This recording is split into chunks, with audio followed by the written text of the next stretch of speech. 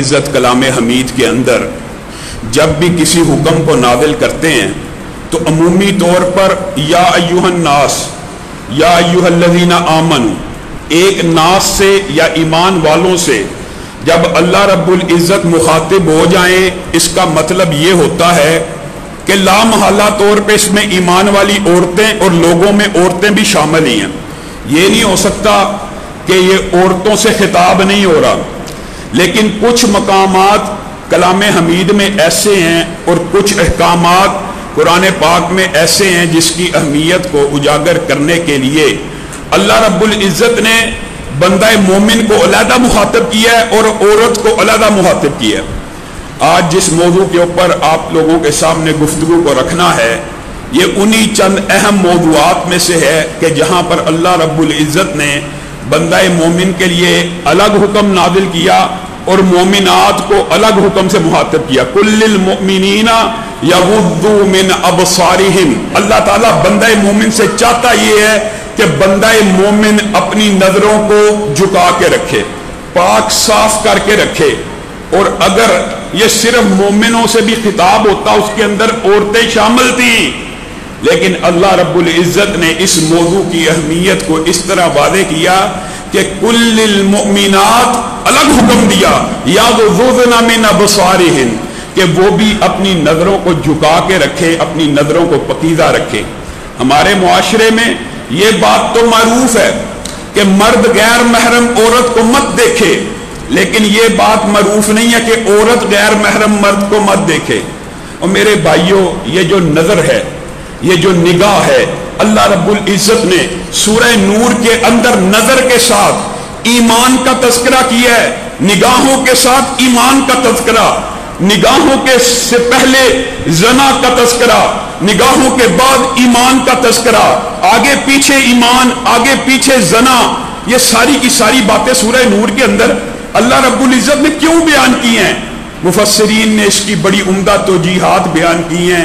وہ کیا ہے کہ یہ جو نظر ہوتی ہے نا، یہ کھڑکی ہے، یہ راستہ ہے، یہ ایک طریقہ ہے کس کی طرف جانے کے لیے؟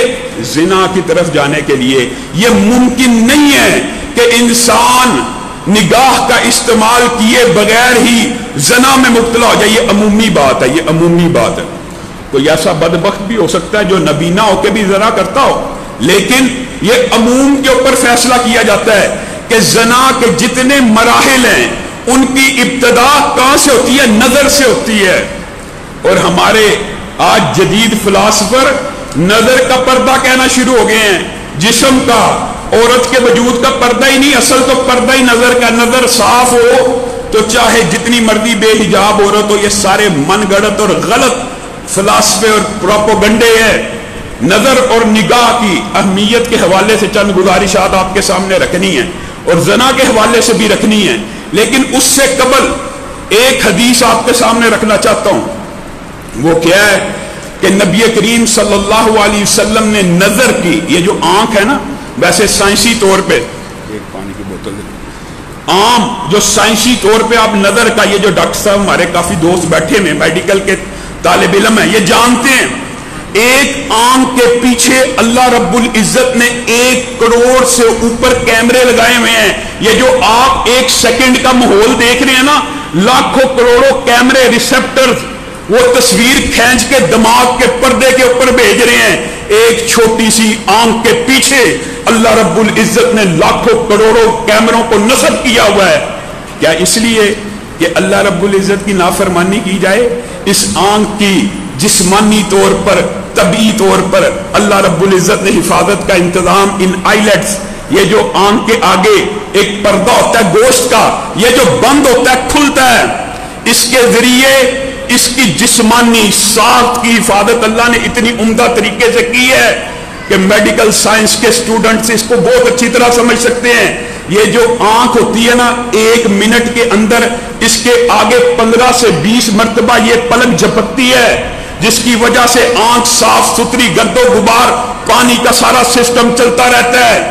1 منٹ کے اندر 20 مرتبہ، 1 گھنٹے کے اندر خود حساب لگائیے 1000 سے زائد مرتبہ. صرف 24 گھنٹے کے اندر ایک محتاط اندازے کے مطابق یہ جو آنکھ کے اوپر پردہ ہوتا ہے نا 24 گھنٹے میں 24,000 مرتبہ جھکتا ہے، 24,000 مرتبہ کھلتا ہے، اور سائنسدانوں نے ابھی تک وہ دروازہ ایجاد نہیں کیا جس کو ایک دن میں 24,000 مرتبہ کھولا جائے اور بند کیا جائے اور اس کے پیچ اور چولہے نہ ہلنا شروع ہو جائیں۔ یہ اللہ رب العزت 60-70 برس تک انسان کی آنکھوں کی حفاظت کا اتنا عمدہ انتظام کرتا ہے۔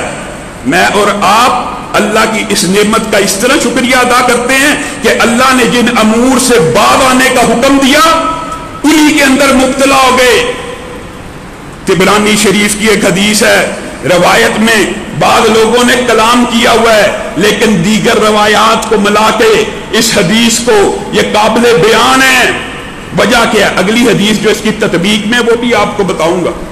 طبرانی شریف میں آتا ہے، لمبا واقعہ مختصر کرتا ہوں۔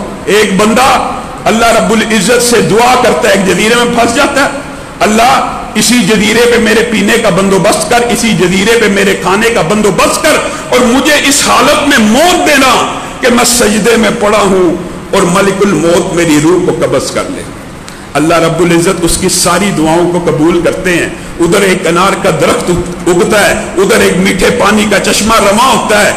جب سجدے کے عالم میں 500 برس عبادت کر رہا ہوتا ہے، 500 برس کی عبادت کے بعد سجدے میں پڑا ہوتا ہے، مالک الموت اس کی روح کو قبض کر لیتے ہیں۔ اور دیگر روایات کے اندر آتا ہے آج بھی آسمان سے فرشتے اترتے ہیں، اس جزیرے کا مشاہدہ کرتے ہیں، وہ بندہ سجدے کی حالت میں اس کی روح کو اللہ رب العزت نے قبض کیا ہوا ہے۔ کل قیامت کے دن اس بندے کو اللہ رب العزت اٹھائے گا اور کہے گا میری رحمت سے جنت میں داخل ہو جاؤ۔ بندہ کہے گا اللہ آپ کی رحمت تو بہت ہے لیکن بتلائیے وہ جو میری عبادتیں تھیں، وہ جو میری ریاضتیں تھیں، وہ جو میرے سجدے تھے، وہ جو 500 برس تیرے سامنے سر بسجود رہا، کبھی ایک لمحے کے لیے تیری یاد سے غافل نہ ہوا، آج ان عبادتوں کی وجہ سے جنت میں نہیں جا رہا۔ اللہ رب العزت کہیں گے اس بندے کی ایک آنکھ کو ایک پلڑے میں رکھا جائے، 500 برس کی عبادت کو دوسرے پلڑے میں رکھا جائے، اور محدثین نے لکھا ہے جس وقت میزان قائم ہوگا ایک پلڑے کے اندر صرف ایک آنکھ ہوگی، دوسرے پلڑے میں 500 برس کی عبادت ہوگی، آنکھ کا پلڑا بھاری ہو جائے گا کہ 500 برس کی عبادت نے آنکھ کی نعمت کا بھی صحیح معنوں میں شکریہ ادا نہیں کیا۔ اسی لیے نبی کریم صلی اللہ علیہ وسلم نے ارشاد فرمایا تھا میں محمد صلی اللہ علیہ وسلم بھی کل قیامت کے دن، یہ حدیث صحیح ہے۔ اس طرح کی حدیثیں جو صحیح ہوتی ہیں وہ دیگر ضعیف حدیثوں کو تقویت پہنچاتی ہیں مفہوم کے تحت۔ نبی کریم نے کہا مجھ محمد صلی اللہ علیہ وسلم کو بھی اللہ کی رحمت سے جنت میں بھیجا جائے گا۔ صحابہ نے کہا آپ کو اللہ کی رحمت کی ضرورت ہوگی؟ آقا نے کہا ہاں اللہ کی قسم میں محمد صلی اللہ علیہ وسلم بھی اللہ کی رحمت کے بغیر جنت میں داخل نہیں ہو سکتے۔ بتائیے میں اور آپ اللہ کی نعمتوں کا کیسا نہ شکریہ اور کیسے کفر کر رہے ہیں۔ اللہ کہتا ہے قل للمؤمنین یغضوا من ابصارہم، اللہ تجھے اور مجھے حکم دے رہا ہے، پہلے دیگر احکامات ہیں ان کا بھی دباچہ آپ کو سمجھانا مقصود ہے۔ اللہ کہنا کیا چاہتا ہے؟ اللہ رب العزت نگاہوں کی حفاظت سے مطلوب و مقصود کیا مراد لیتے ہیں؟ اللہ یہ مراد لیتے ہیں لا تقربوا الزنا، زنا کے رستوں کے قریب مت جاؤ۔ بتائیے قرآن اٹھائیے کہاں پہ لکھا زنا مت کرو؟ کہاں پہ لکھا زنا مت کرو؟ اللہ رب العزت نے جب زنا جیسے گناہ کا ذکر کیا تو کیا کہا لا تقربوا الزنا، اس زنا کے قریب بھی نہیں جانا، اور اس کے قرب کے طریقے راستے جتنے بھی ہیں ان میں سے پہلا زبردست اور سب سے ہلاکت ہے جو طریقہ کار ہے وہ نظر ہے۔ بد نظری انسان کو کئی مرتبہ فاسق بنا دیتی ہے، کئی مرتبہ فاجر بنا دیتی ہے، اور اللہ نہ کرے انسان اگر اتنا دلیر ہو جائے کہ اللہ کے حکموں کو پسے پشت ڈالتا رہے تو کئی مرتبہ نظر اور نگاہ اور بد نظری انسان کو مرتد اور کافر بنا دیتی ہے۔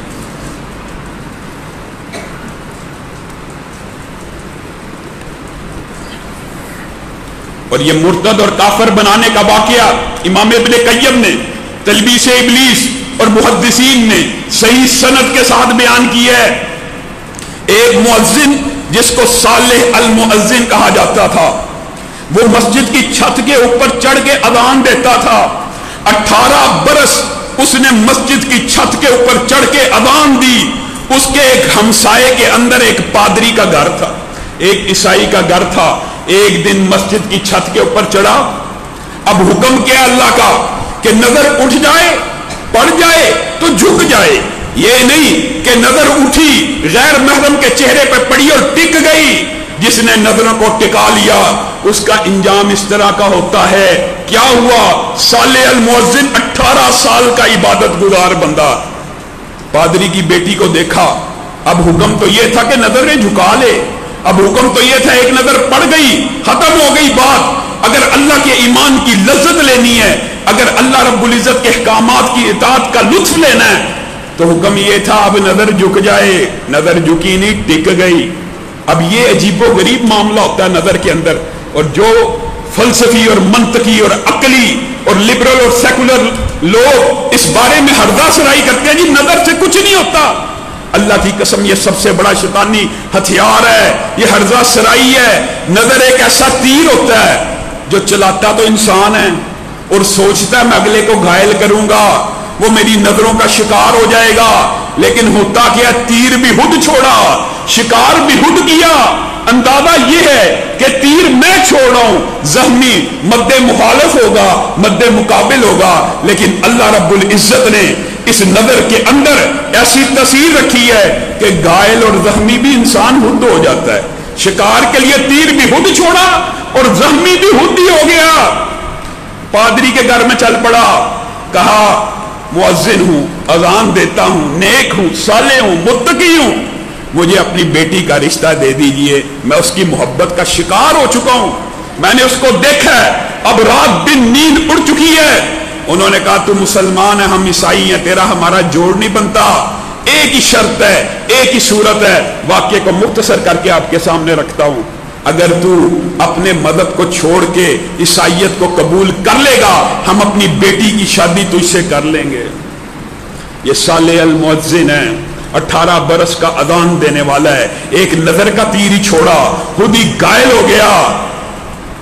محدثین نے لکھا ہے، بڑا سخت باب ہے، اللہ رب العزت ہم سب کا خاتمہ بالخیر فرمائے۔ کہا وہاں پہ گیا گھر میں ان کے اور کہا میں اسلام کو چھوڑتا ہوں، نعوذ باللہ مرتد ہو گیا، اور اسی پر بس نہ کیا، کہا میں عیسائیت کو قبول کرتا ہوں، اب میرا نکاح اپنی بیٹی سے کر دو۔ وہ کہتے ہیں جا تیاری کر، تیرا نکاح کرتے ہیں۔ وہ تیاری کرنے کے لیے چھت کے اوپر غسل خانے کی طرف قدم اٹھاتا ہے، اللہ رب العزت کا غضب اور ناراضگی نازل ہوتی ہے، پاؤں پھسلتا ہے، زمین پہ گر جاتا ہے، سیڑھیوں سے لڑکھڑاتا ہوا، سر بھی پھٹ جاتا ہے، دماغ بھی باہر آ گیا۔ ملک الموت نے روح کو قبض کر لیا۔ جو ایک دن پہلے صالح المؤذن کے نام سے مشہور تھا، آج تاریخ کے اندر نشان عبرت بنا ہوا ہے کہ ایک نظر کی وجہ سے، ایک بد نظری کی وجہ سے مرتد ہو کے مر گیا۔ میں اور آپ، ان نظر سے کیا ہوتا ہے؟ تنہائیوں کو اپنی جس بندے نے پاک صاف نہیں کیا، اللہ کی قسم جس نے مخلوق کی حیا تو کی ہے کہ مخلوق کے سامنے برے کام نہیں کرتا، لیکن اپنے خالق کی حیا نہیں کی، اس کو اس حیا کا کوئی فائدہ نہیں۔ مخلوق کی حیا ہے اور خالق کی حیا ہی نہیں۔ صحابہ کے بارے میں یہ بات ملتی ہے کہ وہ خالق کے سامنے اتنے حیادار تھے، بعض صحابہ زندگی پوری گزر گئی، آپ کے سامنے مبالغہ نہیں کر رہا، صحابہ کا نام بھی معلوم ہے، لیکن فتنہ باز لوگ ایسے ہیں، جب ان صحابہ کے ساتھ یہ باتیں بیان کی جاتی ہیں مذاق اڑاتے ہیں۔ صحابہ کے دشمن، ان صحابہ نے اپنی پوری زندگی کے اندر، تنہائی کے اندر بھی اپنے سارے لباس کو نہیں اتارا۔ حضرت عثمان اور ابو بکر کے بارے میں یہ بات ملتی ہے کہ حضرت عثمان ایسے تھے، جب وہ تنہائی میں بھی غسل کرنا چاہتے تھے تو اللہ کی قسم عمر بیت گئی، انہوں نے اپنی شرمگاہ کی طرف نظر بھی اٹھا کے نہیں دیکھا۔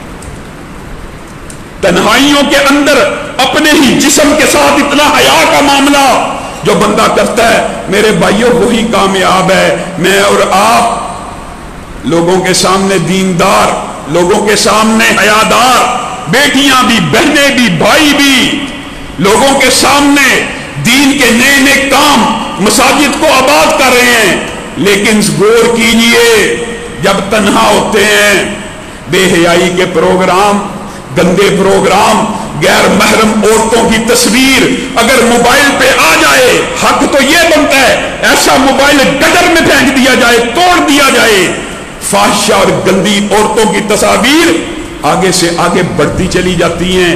صرف تصویر تک معاملہ نہیں رہتا، پھر رقص دیکھا جاتا ہے، رقص تک معاملہ نہیں رہتا، پھر آگے گندی فحاشی کے پروگرام پورے کے پورے دیکھے جاتے ہیں۔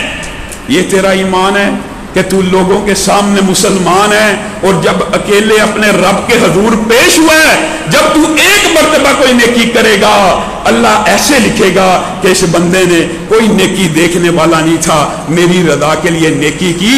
تو اللہ تعالیٰ اگر تنہائی میں گناہ کرتا ہے تو تیرے ان گناہوں کی وجہ سے کل قیامت کے دن حضرت ثوبان کی مشہور حدیث ہے، چاہے تہامہ پہاڑ جتنی نیکیاں لوگوں کے سامنے کی گئی لے کے آ جا، اللہ رب العزت ان کا وزن ایک تنکے کے برابر بھی نہیں تولے گا۔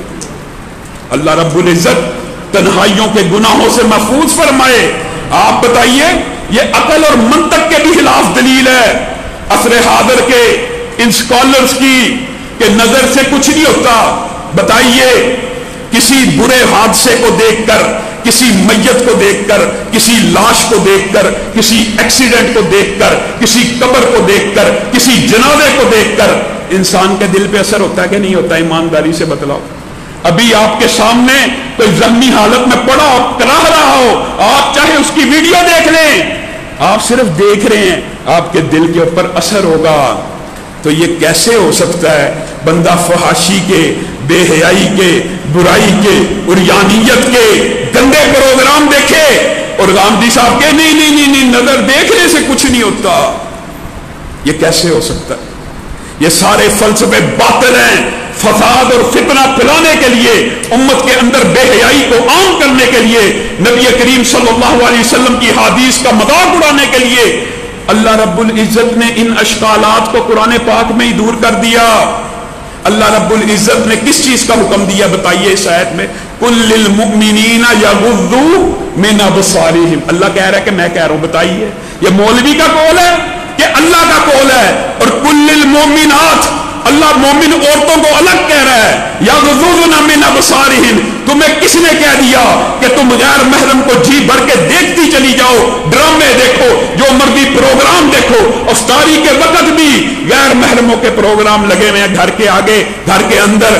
جی یہ تو بس افطاری کی تیاری ہو رہی ہے، یہ جو ڈشیں بتا رہا ہے، یہ جو شیف بتا رہا ہے نا ڈشیں، ہم تو صرف یہ دیکھ رہے ہیں۔ اللہ کی قسم، غیر محرم کے چہرے کو دیکھنے سے بہتر ہے انسان اپنی آنکھوں میں سیسا اتار لے۔ اور یہ بات صرف اسلام کی نہیں ہے، یہ بات صرف اسلام کی نہیں ہے۔ انجیل کے اندر حضرت عیسیٰ کے قول، زبور کے اندر، انجیل مقدس کے اندر، ہو سکتا ہے تحریف تو بے شمار ہوئی، لیکن یہ قول آج بھی موجود ہے۔ اگر تیری نظر کسی عورت کے جسم کا یا چہرے کا طواف کرتی ہے، تجھے چاہیے اپنی آنکھوں کو باہر نکال لے۔ آپ مجھے بتلائیے، جس اسلام کے اندر گھر کے اندر کوئی بندہ جھانک رہا ہے، گھر کے اندر جھانک رہا ہے، عورت معاذ اللہ برہنہ تو نہیں ہے نا، عورت کو دیکھ رہا ہے یا نہ بھی دیکھ رہا ہو، اسلام میں اجازت ہے اس کی آنکھوں کو پھوڑ ڈالو۔ اس اسلام میں ننگے چہرے کو دیکھنے کی اجازت ہو سکتی ہے؟ کیسے ہو سکتی ہے؟ قُل لِّلْمُؤْمِنِينَ يَغُضُّوا مِنْ أَبْصَارِهِمْ، اے مومن مردوں اپنی نظروں کی حفاظت کرو۔ معاذ اللہ، کیا عورتیں برہنہ پھرا کرتی تھی مکہ اور مدینہ کے اندر کہ جس کی وجہ سے نظر کی حفاظت کا حکم ہوا؟ اور غامدی صاحب نے دیدہ دلیری کے ساتھ ٹی وی پہ آ کے یہ بات کہی ہے۔ یہ جو پردے کی جتنی آیات ہے نا، یہ نبی کریم صلی اللہ علیہ وسلم کی بیویوں کے بارے میں۔ آپ ایمانداری سے درد دل کے ساتھ قرآن پاک اٹھائیے، آیت کا ترجمہ خود جا کے گھر کیجئے۔ قُل لِّأَزْوَاجِكَ وَبَنَاتِكَ وَنِسَاءِ الْمُؤْمِنِينَ، دنیا کا کوئی بندہ جتنا مرضی گمراہ ہو اس آیت کا ترجمہ کر کے دکھا دے۔ قُل لِّأَزْوَاجِكَ، یہاں پہ تو چلو آ گیا، یہ بیویوں کے بارے میں، وَبَنَاتِ کا یہاں پہ تو آ گیا، یہ نبی کی بیٹیوں کے بارے میں ہے. وَنِسَاءِ الْمُؤْمِنِينَ، بتائیے یہ کس کے بارے میں؟ اے اللہ کے رسول، اپنی بیویوں کو، اپنی بیٹیوں کو اور مومن عورتوں کو کہہ دو یدنین علیہن من جلابیبہن، آج کے بعد جب بھی گھر سے نکلیں ان کا پروٹوکول، ان کا ڈریس کوڈ، ان کی احتیاط، ان کا ایمان اس بات کا تقاضا کرتا ہے یدنین علیہن من جلابیبہن. یہ مسلمان عورت کا پروٹوکول ہے جس کو تم قرون اولا کا پردہ کہتے ہو. ہم اس کو پروٹوکول سمجھتے ہیں کہ بندہ مومن اس کی بیوی جب گھر سے نکلے اس طرح باغرو با عزت ہو کے نکلے کہ سر سے لے کے پاؤں تک اس کے جسم کا کوئی حصہ نظر نہ آ رہا ہو سوائے ایک آنکھ کے. اللہ کی قسم اپنی طرف سے نہیں کہہ رہا، صحابہ کا اجماع. ابن عباس قسمیں کھا رہے ہیں، صحابہ قسمیں کھا رہے ہیں کہ جلباب اس لباس کو کہتے ہیں عرب کے اندر جو سر سے لے کے پاؤں تک عورت کے جسم کو ڈھانپتا ہے اور اس کے اندر عورت کی ایک آنکھ نظر آ رہی ہوتی ہے.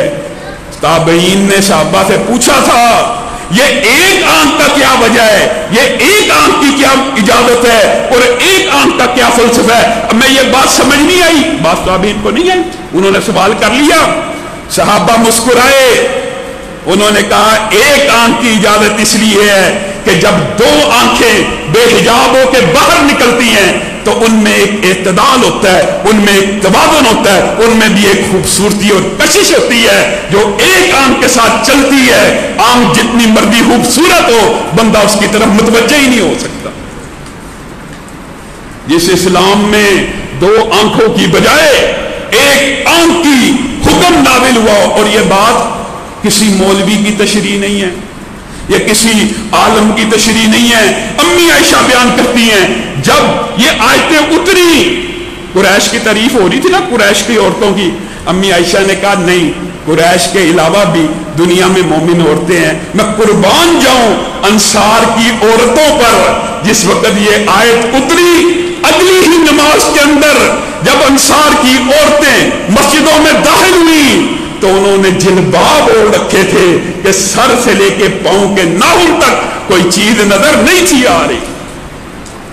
امی عائشہ کہتی ہیں میں قربان جاؤں انصار کی عورتوں پر جب نبی کریم نے ان آیتوں کے بعد حکم دیا مسجد میں آنے والی عورتیں راستوں سے ہٹ کے چلا کریں. اور میرے بھائیوں، مسجد میں آنے والی عورتیں راستوں سے ہٹ کے چلا کریں تو بازار کی عورتوں کے لیے کیا حکم ہوگا؟ قربان جائیں صحابیات پر امی عائشہ نے کہا انصار کی عورتوں نے نبی کی یہ بات پلے ایسے باندھی کہ مسجدوں میں آتی تھی تو ان کے کندھے مسجد کی دیواروں کے ساتھ رگڑ کھاتے تھے اور بعض کے کنوں کے اوپر کا کپڑا رگڑ کی وجہ سے پھٹ جاتا تھا. اس طرح اطاعت کی ہے. اور جلباب قرآن کا لفظ، جلباب کا ترجمہ قرآن میں، جلباب کا ترجمہ صحابہ نے. اور اگر نہیں یقین آتا تو امی عائشہ کا اپنا طرز عمل دیکھ لیجئے. کہا ہم عمرہ کر رہی تھی جس وقت غیر محرم مرد ہمارے سامنے آ جاتے ہم اپنے چہرے کے اوپر جلباب کو ڈال لیتے اور جس وقت مرد چلے جاتے جلباب اٹھا لیتے. آپ ایمانداری اور صدق کے دل سے بتائیے حالت احرام میں عورت کو چہرے کے اوپر کپڑا لگانے کی اجازت ہے؟ نہیں ہے. جب غیر محرم مرد آ گئے اسلام کا یہ حکم ساقط ہو گیا اور حکم کیا نافذ ہوا کہ حالت احرام کے اندر بھی عورت اپنے چہرے کے اوپر پردے کو لٹکائے گی اگر غیر محرم موجود ہوگا. جس اسلام کے اندر غیر محرم کے ساتھ ایک دن سے زائد سفر کی اجازت موجود نہ ہو. صحابی جہاد پہ جا رہے، جہاد پہ اپنی طرف سے کوئی بات نہیں کہہ رہا. بعد میں لوگ فیس بک کے اوپر سوشل میڈیا پہ پراپوگنڈا کرتے ہیں فلاں مولوی نے غامدی کو یہ کہہ دیا، اپنی کوئی بات نہیں، حدیث کی بات آپ کے سامنے رکھ رہا ہوں. ایک صحابی جہاد پہ جا رہے ہیں اور نبی کریم کو کہا میری بیوی نے حج کرنا ہے. اس کے ساتھ کوئی محرم نہیں ہے کہ حج کا سفر کر سکے. نبی کریم صلی اللہ علیہ وسلم نے کہا حج کا سفر تو ایک دن سے زیادہ ہوتا ہے، جا اپنی بیوی کے ساتھ جا کے حج کر، تیرے جہاد کا ثواب اسی میں لکھ دیا گیا. بتائیے آپ نے آج معاشرے کو اتنا اخلاق باختہ کر دیا، نعوذ باللہ. یہ ایسے بدبخت ہیں، اللہ معاف کرے. اللہ کی قسم کئی مرتبہ دل جلتا ہے، دل ٹوٹتا ہے. آپ کے سامنے میں یہ بات رکھنا چاہتا ہوں، ایسے ایسے بدبخت معاشرے میں علماء کے بھیس میں موجود ہیں جو ٹی وی کے اوپر بیٹھ کے حرداد سرائی کرتے ہیں، نعوذ باللہ. اپنے فلسفے کو سچا ثابت کرنے کے لیے ایک مولوی نے میرے سامنے ٹی وی کے اوپر یہ حرداد سرائی کر دی، نعوذ باللہ ثم نعوذ باللہ. کیا کہتا ہے؟ نبی محترم صلی اللہ علیہ وسلم کے سامنے بالغ عورت ڈانس کر رہی تھی، نعوذ باللہ. بتائیے یہ ایسے بدبخت ہیں، یہ نبی کریم صلی اللہ علیہ وسلم کے اوپر بھی الزام لگا دیتے ہیں اپنی بات کو سچ ثابت کرنے کے لیے. وہ رسول اللہ صلی اللہ علیہ وسلم کہ جنہوں نے پوری زندگی کسی غیر محرم عورت کے ہاتھوں کو چھوا تک نہیں، کسی غیر محرم عورت کے چہرے کو دیکھا تک نہیں، جو اسلام کے اندر حیا اور پردے کا بندے کے بارے میں کہہ رہے. ایک چند صحابی ایک صحابی کو کہہ رہے تھے اور یہ بڑا باحیا ہے، یہ لڑکیوں جیسا ہے. نبی کریم نے چھوڑ دو، حیادار ہی ہے نا، حیا ایمان کا وصف ہے، اس کو بے حیا بنانا چاہتے ہو. اس نبی کے اوپر بھی جھوٹے الزام لگا دیتے ہیں اپنی بات کو سچ ثابت کرنے کے لیے. معاذ اللہ ثم معاذ اللہ. اللہ رب العزت ایسے فتنوں سے محفوظ رکھے. آپ نے دلائل یاد کرنے ہیں. چہرے کے پردے کی جو دلیلیں ہیں ان میں سے ایک دلیل حالت احرام میں حضرت عائشہ کا غیر محرم اور مردوں کے سامنے اپنے پورے قافلے کو حجاب چہرے کا کروانا. دوسری دلیل، میری بہنیں بیٹیاں قرآن پاک کی آیات کے اوپر غور کریں.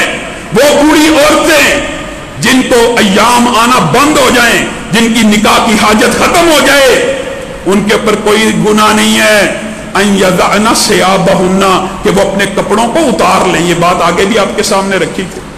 معاذ اللہ، یہ جو کپڑے اتارنے کا حکم قرآن پاک میں آیا، یہ جسم کے کپڑے اتارنے کا کہ چہرے کے کپڑے اتارنے کا؟ اللہ کی قسم ہر سلیم فطرت، ہر مفسر، ہر محدث اجماع امت ہے کہ برہنہ ہونے کی اجازت نہیں ہے، یہ صرف چہرے کا پردہ ہٹانے کی اجازت. آگے آئیے، امی عائشہ خود بیان کرتی ہیں اگر چہرے کا پردہ اسلام میں نہیں ہے. امی عائشہ نے یہ جو لفظ بیان کیا ہے کہ واقعہ افق کے موقع پر حضرت صفوان نے مجھے پہچان لیا کیونکہ آیت حجاب سے پہلے اس نے میرا چہرہ دیکھا ہوا تھا.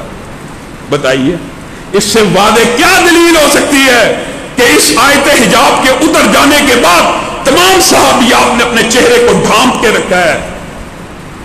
کیونکہ امی عائشہ کہتی ہیں حضرت صفوان نے مجھے پردے کی آیت نازل ہونے سے پہلے دیکھا ہوا تھا، اس لیے جب میں لیٹی ہوئی تھی انہوں نے مجھے پہچان لیا. آگے چلیے، جب منگیتر کو دیکھنا، نبی کریم صلی اللہ علیہ وسلم نے کہا اگر تم شادی کرنا چاہتے ہو تو ضرور جس سے شادی کرنا چاہتے ہو اس کو دیکھ لو ایک مرتبہ، بعد میں گلہ نہ کرنا. معاذ اللہ ثم معاذ اللہ.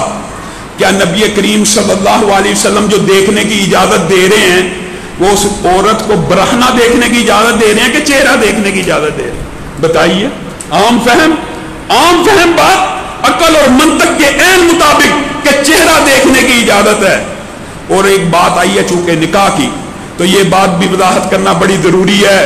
اور میرے بھائیوں، میرے ساتھیوں، نبی کریم صلی اللہ علیہ وسلم کی ایک سنت ہے کہ جو بچی ہوتی ہے نا اس کی شادی اس کی مرضی کے بغیر نہیں کرنی چاہیے. ولی کی مرضی کے بغیر بھی بچی شادی نہ کرے اور ولی بھی بچی کی مرضی کے بغیر شادی کرے ہی نہ. کتنے واقعات ہیں، حضرت حنسہ کا واقعہ، حضرت عبداللہ ابن عمر کی بیوی کا واقعہ. نبی کریم صلی اللہ علیہ وسلم نے علیحدگی کروا دی کہ وہ آپ کے ساتھ نہیں رہنا چاہتی. اگر بچی رہنا نہیں چاہتی کسی بندے کے ساتھ تو اس کا نکاح بھی باطل ہے. اور اگر کوئی بچی ولی کی مرضی کے بغیر شادی کر لیتی ہے وہ نکاح بھی باطل ہے. بچی بغیر ولی کے جو بھی نکاح کرے گی وہ بھی باطل ہے اور باپ بچی کی اجازت اور اذن لیے بغیر کوئی شادی کرے گا وہ بھی باطل ہے. بچی کو اختیار ہے کہ وہ اس نکاح کو باطل کر سکتی ہے قاضی کے ذریعے, عدالت کے ذریعے, شرعی حاکم کے ذریعے. اسی طرح حیا کا ایک پہلو جو آپ نے سمجھنا ہے, انشاءاللہ اس ٹاپک کو آگے چلائیں گے آئندہ آنے والے دروس کے اندر. لیکن ایک بات میرے بھائیوں, آپ یہاں پہ بیٹھے ہو, اللہ کی قسم نبی کریم نے آپ کے اور ہمارے بارے میں یہ نہیں ہم نے درس سنا, ادھر سے بات سنی, دوسرے کان سے نکال دی, اس کو اپنے گھروں میں لاگو کرنا ہے. اور اگر کوئی یہ سمجھتا ہے کہ یہ ترغیب دی جا رہی ہے عورتوں پہ زبردستی کرنے کی تو وہ کم عقل ہے, بد عقل ہے. اللہ کی قسم یہ بہنوں بیٹیوں کی عزتوں کی حفاظت کا مقدمہ ہے, یہ ان کی حفاظت اور عصمتوں کی حفاظت کا فلسفہ ہے. نبی کریم صلی اللہ علیہ وسلم نے ارشاد فرمایا وہ بندہ دیوس ہوتا ہے, دیوس, جو اپنی محرم رشتہ دار کو یعنی بیٹی کو, بہن کو اور بیوی کو کسی غیر محرم کے ساتھ برائی کرتا دیکھے نہیں, کیا اس کو چھیڑتا دیکھے نہیں, کیا اس کو چھوتا دیکھے نہیں. دیوس وہ ہوتا ہے جو اپنے محرم رشتہ داروں کو کسی غیر محرم کے ساتھ لوچدار آواز میں بات کرتے ہوئے دیکھے اور اس کا ضمیر نہ جاگے اور وہ اس کو روکے نہ, وہ بندہ دیوس ہوتا ہے. اور دیوس کی قباحت یہ ہے کل قیامت کے دن ایک وقت آئے گا اللہ رب العزت ہر گناہگار کے گناہوں کو معاف کر کے جہنم سے نکال دے گا, لیکن دیوس وہ بد نصیب اور بد قسمت آدمی ہوگا جو سارے جہنمیوں کے عداد ہو جانے کے بعد بھی جہنمی میں رہے گا. کیا ہم معاذ اللہ اتنے بے غیرت ہو چکے ہیں کہ ہمارے محرم رشتہ دار غیر محرم کے ساتھ چیٹنگ بھی کریں, گفتگو بھی کریں. اور بھائیو جس اسلام میں عورت کے ساتھ سوال و جواب کا حکم ہو تو من وراء الحجاب کا ذکر آئے قرآن پاک میں. اگر کوئی سوال عورت سے کرنا ہے وراء الحجاب کرنا ہے, اس اسلام میں اوپن گفتگو ہو رہی ہو اور میرا اور آپ کا ضمیر نہ جاگے, جس اسلام میں ولا یضربنا عورت کو یہ حکم ہو کہ اپنے پاؤں کو زور سے زمین پہ نہیں مارنا, جس اسلام میں عورت کی آواز کا پردہ ہو کہ لوچدار اور سڈکٹیو آواز نہ ہو, اس اسلام میں چہرہ ننگا رکھنے کی اجازت ہوگی. صرف ایک حدیث بیان کر کے اپنی بات کو ختم کروں گا. آپ سب ساتھیوں نے تراویح کے بعد بھی جو درس قرآن ہونا ہے اس میں آج ضرور شرکت کرنی ہے. وہ حدیث یہ ہے کہ حضرت ام سلمہ نے نبی کریم صلی اللہ علیہ وسلم سے حدیث سنی کہ جو اپنا کپڑا زمین پہ گھسیٹے اللہ تعالیٰ کل قیامت کے دن اس کے اوپر نظر رحمت نہیں کرے گا. یہ مردوں کے لیے حکم ہے. جو بندہ اپنا کپڑا ٹخنوں سے نیچے رکھتا ہے اس کے اندر فخر اور تکبر اور غرور ہوتا ہے, اس کے اوپر اللہ تعالیٰ نظر رحمت نہیں کرے گا. کیونکہ اسلام کا عموم ہے کہ جو حکم نبی کریم کہتے تھے وہ عورت مرد دونوں کے لیے ہوتا تھا. ام سلمہ کے ذہن میں لامحالہ خیال آنا ہی تھا. کہا اے اللہ کے رسول یہ آپ نے کیا کہہ دیا, اور یہ دیکھو صحابیات کا طرز عمل. ام سلمہ کہتی ہیں اگر آپ کی اس حدیث پہ عمل کریں تو ہمارے پاؤں ننگے رہ جائیں گے. اور لوگوں جو عورتیں جو اسلام کی صحابیات اور قرون اولا کی مقدس ہستیاں آقا سے یہ سوال کر رہی ہیں کہ ہمارے پاؤں ننگے رہ جائیں گے, آج اس امت کی بیٹیاں چہرے کو ننگا کر کے بازاروں میں پھرتی ہیں اور کہتی ہیں وہ ایک سکالر نے فتویٰ دیا وہ چہرے کا پردہ ہی نہیں. نبی کریم صلی اللہ علیہ وسلم نے اسی وقت جواب دیا ام سلمہ میرے کہنے کا مطلب یہ مردوں کے لیے تھا, عورتوں کے لیے تو ایک بالشت پاؤں کے اوپر گھسٹتا بھی چلا جائے کوئی حرج نہیں ہے. اللہ رب العزت جو کہا گیا جو سنا گیا اس کو سمجھنے کی توفیق عنایت فرمائے.